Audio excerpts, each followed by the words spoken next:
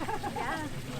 I love that part. What's going on, everyone? My name is Eric, and you're watching the Get Me Out of Here vlog. Today, I'm in North Scottsdale, Arizona, about to tour Taliesin West.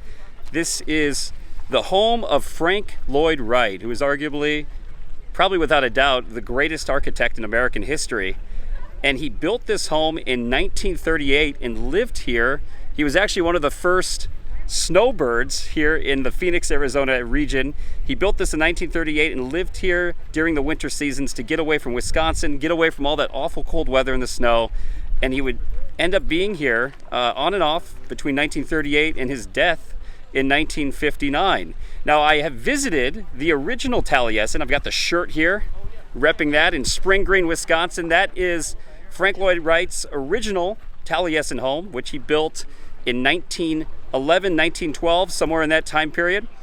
And he lived there for most of his life, but he ended up building this home here to get away from the cold weather and enjoy the beautiful desert landscape, the Sonoran Desert here in the Phoenix metro area, the Valley of the Sun. Well, Frank Lloyd Wright had kind of a wild lifestyle. He, over his lifetime, married 3 different women. He had 3 different wives, and he also had a mistress on the side. So in the early 1910s, he ended up building Taliesin in Spring Green, Wisconsin, to get away from Chicago, get away from some of the drama word had spread that he was seeing other women on the side from his wife. So that was part of it. But he ended up going to Spring Green, Wisconsin, building Taliesin, and living there for a number of years. There was a lot of drama with Taliesin. There was a murder there. There was 2 fires. A lot happened throughout the years. And I've got a video on a full tour and the story of Taliesin, so I recommend watch that. I'll post that at the end of this one. But long story short, I am excited today to tour Taliesin West. This is, again, Frank Lloyd Wright's house, an amazing architect, and it's going to be completely unique. I'm curious to see what the similarities are between the original Taliesin in Wisconsin and also some of the differences as well. So follow me today. Let's go check this out, this beautiful home here in Arizona. Walking in, look at this beautiful sculpture garden here at the entryway to Taliesin West. It's springtime here in Phoenix. The flowers are blooming. And the weather is perfect outside right now. Not too hot, not too cold. Can't wait to get this tour on. Look at all this, just amazing sculpture work. I love it.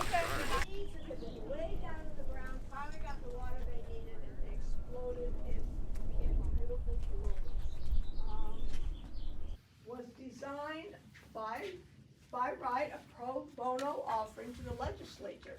In the mid-1950s, they wanted to change out some of the rather unattractive state capitol buildings we have here. Inside Frank Lloyd Wright's studio, and look at this. This was a proposal for the Phoenix City Hall there in Popco Park. That would have been amazing. Just look at that. I guess that tower actually did end up being built. The City Hall was not built. That was just a proposal. I wish it was. It's very incredible looking, but that tower right there was built, and it's nearby here in Scottsdale. Yes, beautiful walkway down here. Just, I think of it as just the walk of tranquility. We'll be enjoying that area. Looking out into the desert, the space there, as I say, of different forms of rock. Back to something in the next. There's this large boulder here with what looks to be petroglyphs from ancient Native Americans here in the Phoenix area. That's really cool. Frank Lloyd Wright has incorporated that as part of Taliesin West.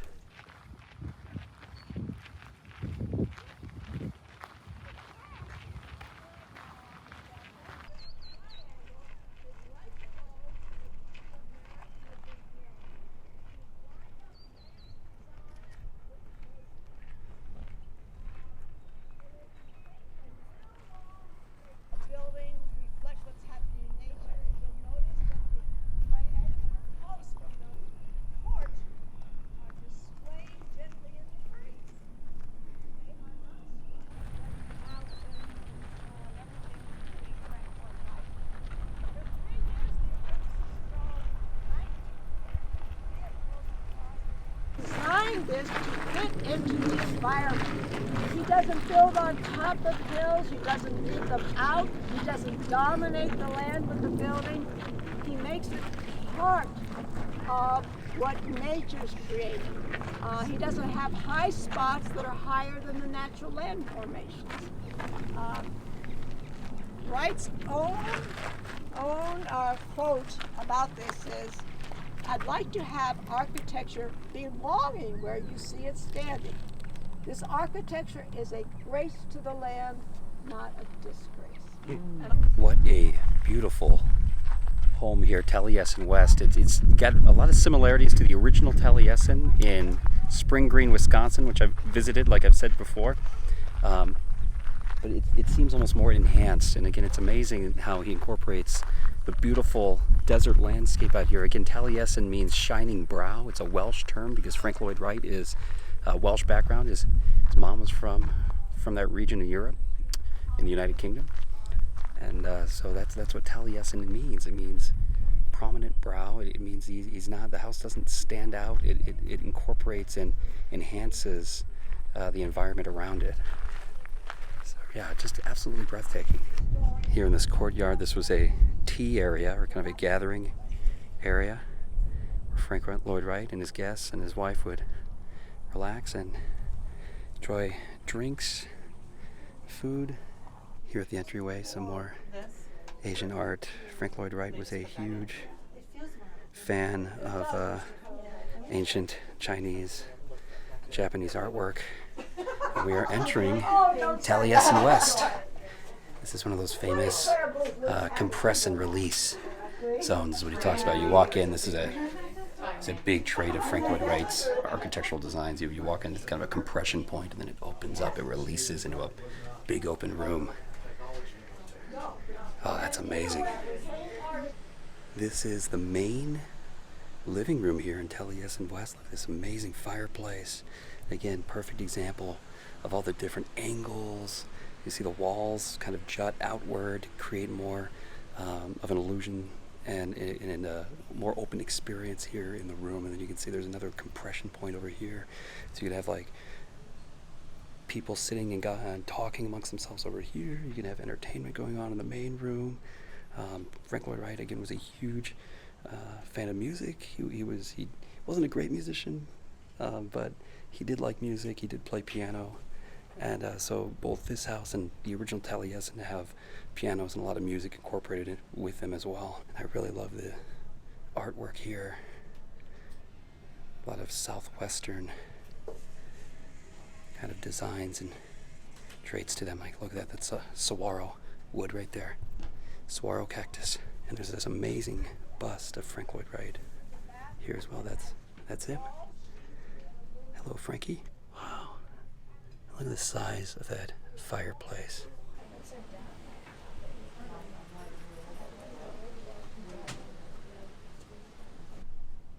Food service would go on in one area, and the apprentices took care of all that. They did the cooking out here. They did the farming out here. They oversaw the orchard out here. There's all these smaller rooms surrounding the courtyard, and again, a lot of Asian art.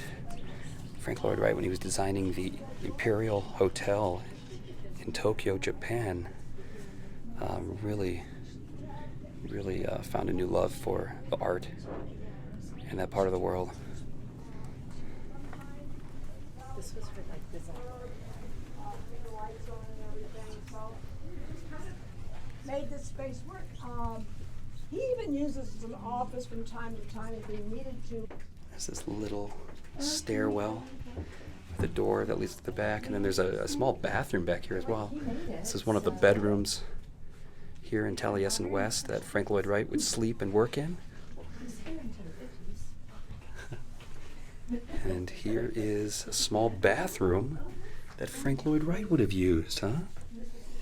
And look at the wall around the bathtub. That's pretty unique too. It's got all the rectangular edges to it. Very reminiscent of Frank Lloyd Wright's style, of course. Got the little mirror, and yeah, have a cozy little bathroom, and love the stonework. Looking at Frank Lloyd Wright's book collection, Animal Farm, a classic by George Orwell. But I wanted to point out Rutabaga Stories. It's a Carl Sandburg book. Carl Sandburg, a prominent author from the Chicago region, and was friends with Frank Lloyd Wright, would actually come down here to Taliesin West and visit him and stay here in the early 20th century. Well, I should say the mid 20th century.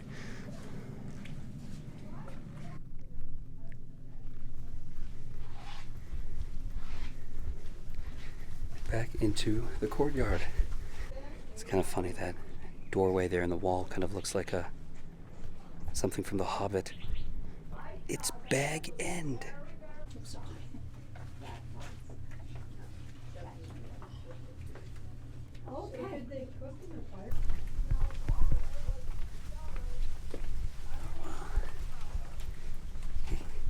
There's a tree growing out here. Oh, wow. Most of the rock is surface down here, which show no reaction stage at all. The equipment there too. So you have a feeling that water was flowing down into the ground, running off right near there.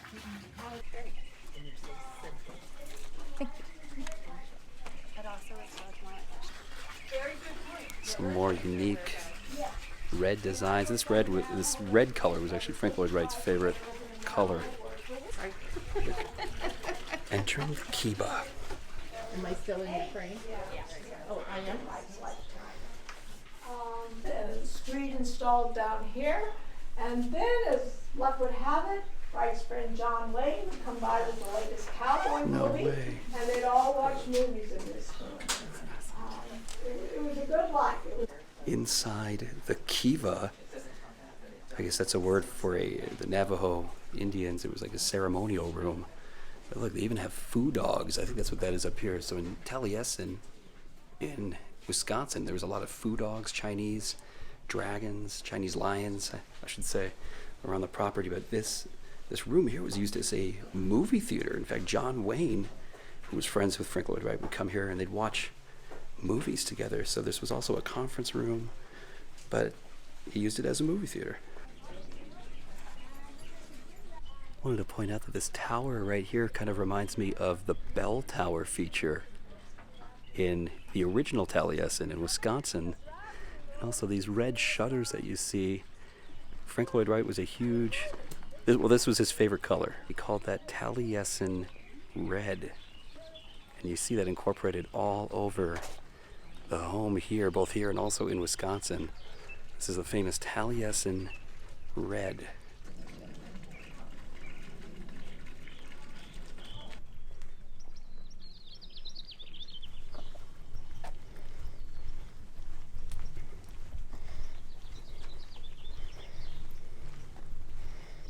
We're going into the drafting school where a lot of his interns would work.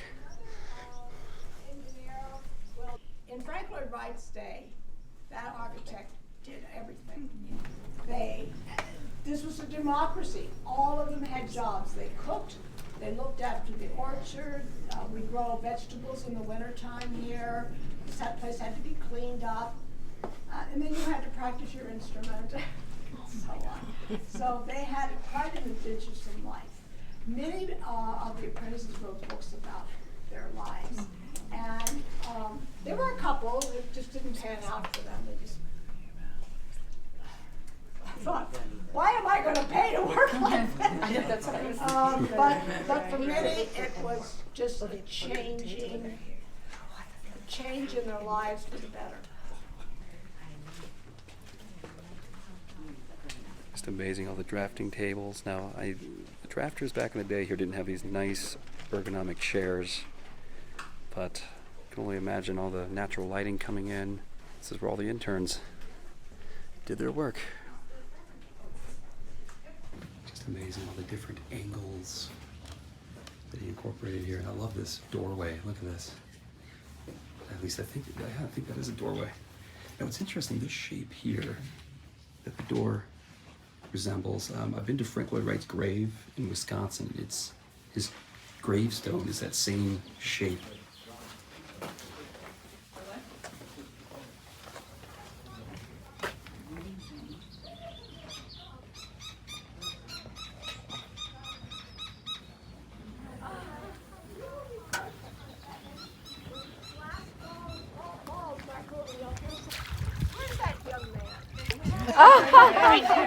Put him to work. Put him to work.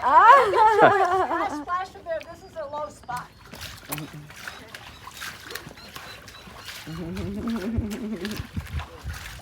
didn't know you were going to have to work for your Tour today. tour Really. today, did you? Oh, I see. Keep going. Okay, I missed it, right? You see the golf ball? Oh, yeah. Oh, I did hear it. Okay. Isn't that lovely? But Bravo. A new impression of the desert as accessories. Thank you. Nice job. Nice job. So this is some kind of splash pad. You see those balls floating in the middle? So what he was doing is he was splashing the water, which made these glass balls hit the sides of this, and it creates a noise, like a gong sound. And here we are entering the famous theater. There's a gong right here that when you're about to start a show, you bang the gong. And let the movies commence. Oh, wow. Oh, that is cool. Yeah, look at that. More Chinese-inspired designs. Let the show begin. Yeah, it's like a Buddha. This is incredible. Now, I think this is supposed to be the highlight of Taliesin West. The acoustics in here, I've heard, are absolutely incredible. Oh, look at that. There it is. There's the stage. There's the screen. The seating. They don't make theaters like this.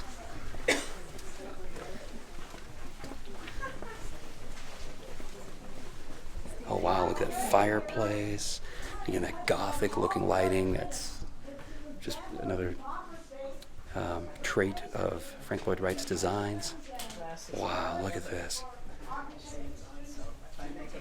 This is amazing. You have to think music when you think of that word. Another tenant was sight. They used the space underground. And of course, building underground in the desert made it a cooler environment.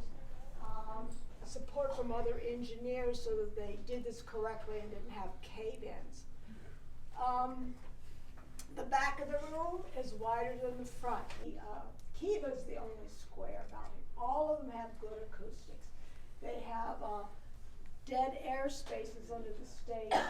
So all the support for the stage is around the edges. There's nothing in the middle of the room. So that enhances sound. If somebody's playing a musical instrument or giving a lecture on architecture on that stage, it's even louder and easier. One behind there is one down that hallway that services the music pavilion when there's banquets up there. So it was very efficiently functioned. Absolutely incredible, this theater. And they also, I guess, have architectural presentations here as well. So it's not just for movies. They do all kinds of presentations in this room. They still use it today as much as they did during Frank Lloyd Wright's time. And look at these triangular lights. They actually have aisle lights in the aisles. That is incredible. Now, one thing that the tour guide said was this again is Frank Lloyd Wright's favorite color, Cherokee red or Taliesin red, but the blue was his third wife's favorite color, Olgivanna, or probably pronouncing that wrong, but anyway, Frank Lloyd Wright's third wife lived here for much of her life, and blue was her favorite color. These low compression points, again, leaving. You got to watch your head here. Frank Lloyd Wright was kind of a short guy, so you just got to watch your head. Look at this. This is the top of the theater. All this concrete work, the different angles, the stones. And it's just amazing, again, how low this is set into the ground. We just walked out, and from up here, there's only like, what, 4 feet jutting out of the ground? So this is really deep into the earth. Just incredible, all the different elevations and angles that Frank Lloyd Wright incorporates in his designs. The man was a genius. And of course, exiting through the gift shop after the tour. There's a lot of really unique and artistic things you can buy here. Oh, look at that. Again, this is a postcard of that Hobbit hole. This reminds me of The Hobbit. There was that doorway in the courtyard. All these Frank Lloyd Wright books that they have here that you can purchase. Falling Water. This is a house I have always wanted to visit. This is next on my bucket list as far as Frank Lloyd Wright architecture is concerned. That's in Pennsylvania and just looks absolutely incredible. So that's top of my bucket list when it comes to Frank Lloyd Wright architecture. There's a postcard of the famous Romeo and Juliet windmill that is in Spring Green, Wisconsin. Of course, one of the unique features of Taliesin West is the saguaro cactus here in Scottsdale, Arizona. They don't have that in Wisconsin. You can get yourself some Frank Lloyd Wright designed socks. You know, he didn't make the socks himself, but the designs are inspired by him. I actually bought a few pairs of socks at Taliesin in Wisconsin when I toured that. I think I'll pick up another pair today. Now, this is something I did not see in Wisconsin. These blankets, these are amazing. About $90 for one of these blankets. These are really nice, though. It's kind of like a Navajo style blanket. Some cool Taliesin West t-shirts that they've got. State 48, Taliesin West. So yeah, a lot of good swag here at the gift shop. You can even take home your own pet javelina. All kinds of unique glassware. All these really cool Frank Lloyd Wright designs.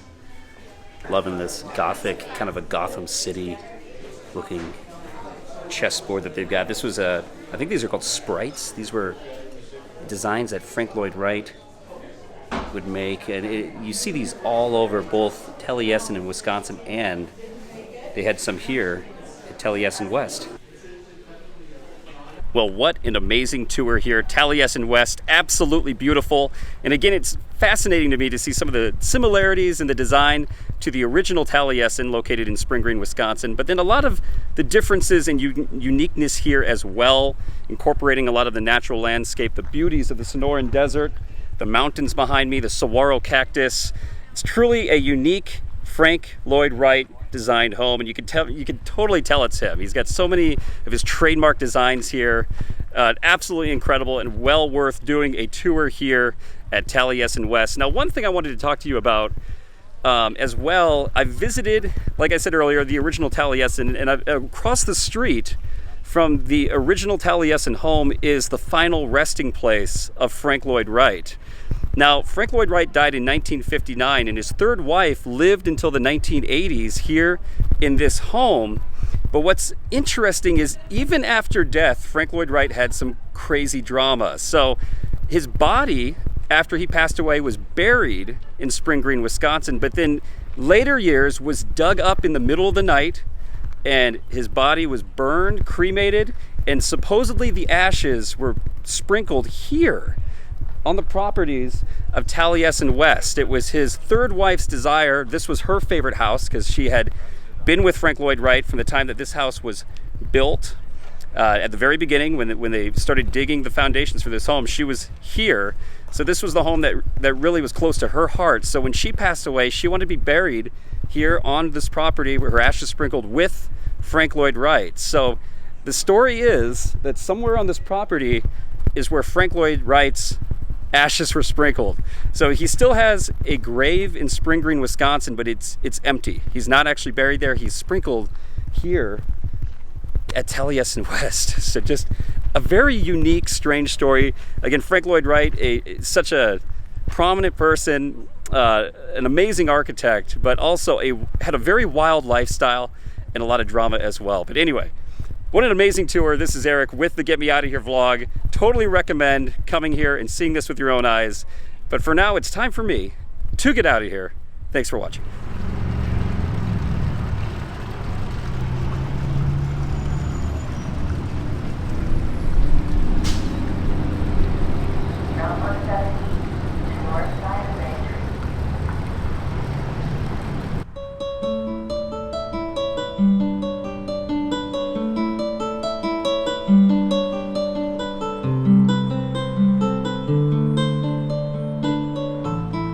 Bye.